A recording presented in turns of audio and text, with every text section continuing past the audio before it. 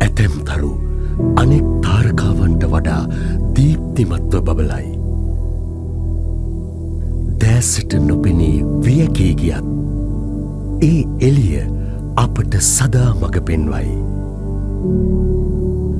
දර්ශන් ධර්මරාජ් ඒ වගේ තරුවක්. ගැමි ජීවිතයේ සරල ඇරඹුමක සිට ශ්‍රී ලාංකේය සිනමාවේ හිනි පෙත්ත දක්වාම ගිය ඔහුගේ ගමන තුළ රංගනයට එහා ගිය දෙයක් තිබුණා. ඔහු තුළ සෑම විටකම නිර්ව්‍යාජ ජව සම්පන්න ප්‍රේමණීය හැඟීමකින් පිරී තිබුණා. ඊගාට ඕන මේ මෙතන ෂොට් එක බහින එක මෙතනින් බහින එකයි උඩට එන එක තමයි ඊගාට. මාරියා චිත්‍රපටයේදී ඔහු සිය හදවතම මුහුදට පූජා කළා. ඔහු කළේ චරිතයක් රංගපෑමක් නොවේ. ඔහු මුහුදේ ආත්මයම බවට පත් වුණා.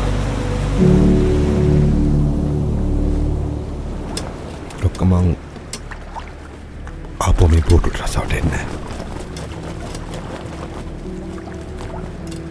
මගේ හිතට මොකද්ද වගේ. අද මාරියා ගීත දොරට වැඩීම සමරන මේ මොහොතේ අපි සමරන්නේ චිත්‍රපටයක් පමණක් නොවෙයි. කිසිදා අමතක නොවන මිනිසෙකුගේ හදගැස්මයි. දර්ශන්ගේ හඬ අද නිහඬ වෙන්න ඇති. නමුත් ඔහුගේ ආත්මය සදා ජීවත් වෙනවා.